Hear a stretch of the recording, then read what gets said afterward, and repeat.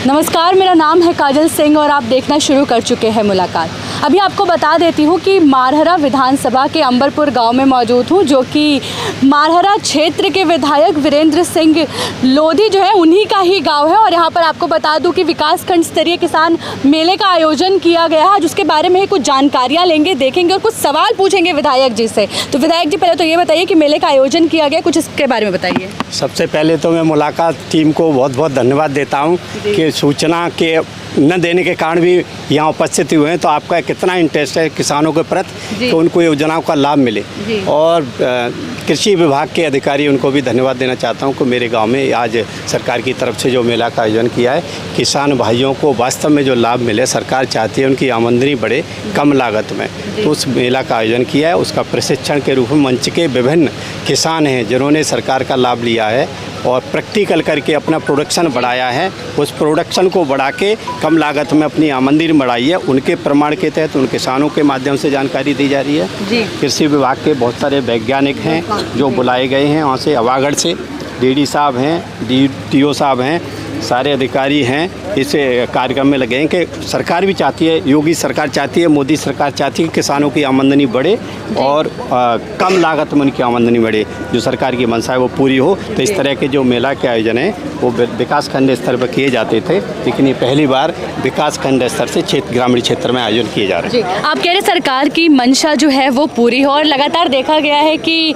अगर हम सरकार की बात करें, केंद्र सरकार की, तो हमेशा किसानों के कल्याण की बात करती है। आप भी कह रहे कि आय दुगनी हो, इसके लिए ये कार्यक्रम रखा गया है। तो किस तरह से आय दुगनी होगी, कुछ इस बारे में बताएं। ये जो प्रैक्टिकल के तौर पे जिन किसानों ने सरकार के लाभ कृषि जो केमिकल युक्त खेती के बारे में, गाय युक्त खेती के बारे में जो प्रमाणित किया है, उसमें कम लागत से किसानों की आमदनी ज़्यादा होती है और उसका प्रोडक्शन मार्केट में जाता है, उसका रेट भी ज़्यादा रहता है। ये पहली सरकार है, मोदी सरकार, योगी सरकार, कि किसानों के प्रति, किसानों के कल्याण के प्रति बहुत गंभीर है, बहुत जागृत है कि किसान हमारा जब देश मजबूत होगा तो पूरा देश मजबूत होगा। जी, किसान मजबूत होगा तो हमारा पूरा देश मजबूत होगा, विधायक जी बोल रहे हैं। और देखिए यहाँ पर हम देख सकते हैं कि मेले में छोटे छोटे स्टॉल्स भी लगे हुए। अभी कृषि निदेशक भी हमारे साथ मौजूद है, इनसे बात करेंगे। सर, ये बताइए कि जैसे कि इन्होंने बताया कि यहाँ पर लोगों को बताया जा रहा है कि वो किस तरह से अपनी खेती और बेहतर कर सकते हैं। जब बात हम खेती की करते हैं तो कई बार देखा गया है कि जो खाद यूज़ करने की वजह से ज़मीन जो है उतनी फर्टिलाइज नहीं रहती है, तो इसके लिए क्या समाधान निकल सकता है?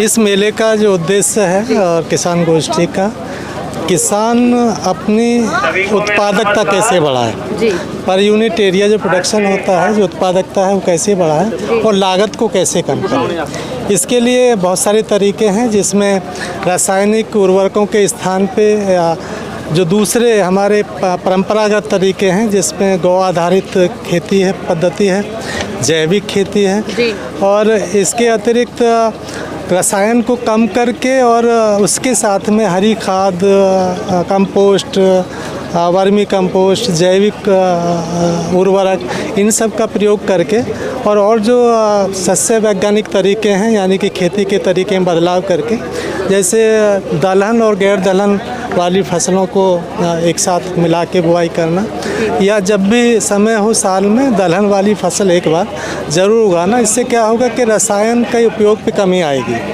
और इसी के साथ साथ जो कीटनाशक या रोगों को रोकने के लिए जो रसायनों का उपयोग किया जाता है, उसके स्थान पे जैविक कीटनाशक का प्रयोग को प्रोत्साहित करना।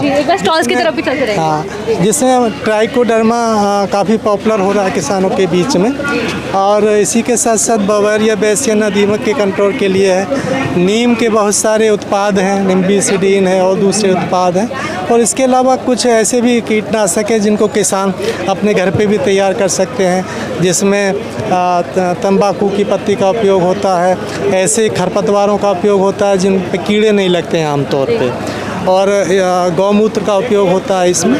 ये सब को बना के वो उपयोग कर सकते हैं, मतलब नेचुरल तरीके से। दूसरा, सरकार की बहुत सारी सहायताएं किसान को मिल रही हैं, जिसमें आप जानते हैं PM किसान सम्मान निधि, जिसमें 4 महीने पे जो किसान है उसको 2000 रुपये की किस्त प्राप्त होती है।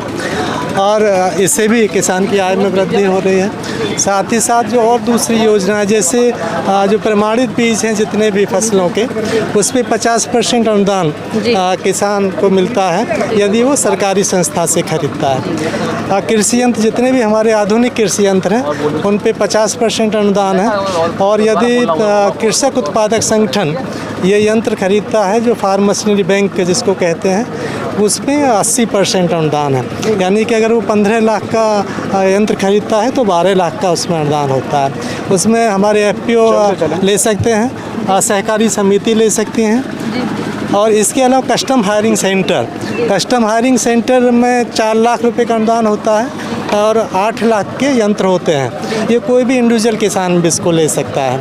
इसमें शर्तें ये होती हैं कि कम से कम 3 यंत्र इसमें ऐसे हों जो फसल अवशेष के प्रबंधन में उपयोग में लाए जाते हैं। जी, और देखिए कि यहाँ पर हम देख भी सकते हैं कि किस तरह से जैविक खाद द्वारा तोरई, जैविक खाद द्वारा अरबी और यहाँ पर उगाया गया और दिखाया गया। देखिए स्टॉल्स लगे हुए। एक बार विधायक जी से बात करूँगी कि इस तरह के जो ये किसान स्तरीय मेला जो आज पहली बार आपके गाँव अंबरपुर में लगा है, इस तरह के मेले कितने ज़रूरी हैं और कितने लाभकारी हैं किसानों के लिए?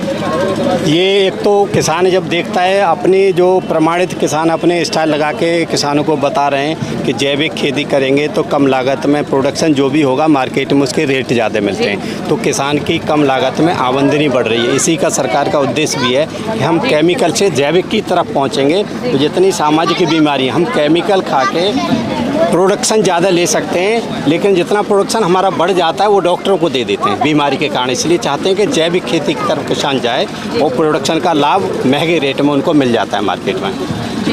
तो देखिए मैं अंबरपुर गांव में पहुंची, जहां पर आपने देख लिया कि किस तरह से स्तरीय किसान मेले का आयोजन किया गया। यहां पर मारहरा विधायक वीरेंद्र सिंह लोधी और कृषि निदेशक भी यहां पर मौजूद रहे। अब इनसे बातचीत की, इनसे जाना कि लक्ष्य किस प्रकार से रहा, किसानों को क्या क्या बताया गया, क्या क्या फ़ायदे पहुँचेंगे, जैविक खेती के बारे में बताया गया। अब आप क्या कहेंगे इस बारे में और इस तरह के मेले के आयोजनों के बारे में कॉमेंट बॉक्स में हमें ज़रूर बता दीजिएगा और हमारी खबरों को लगातार शेयर करते रहिएगा। नमस्कार।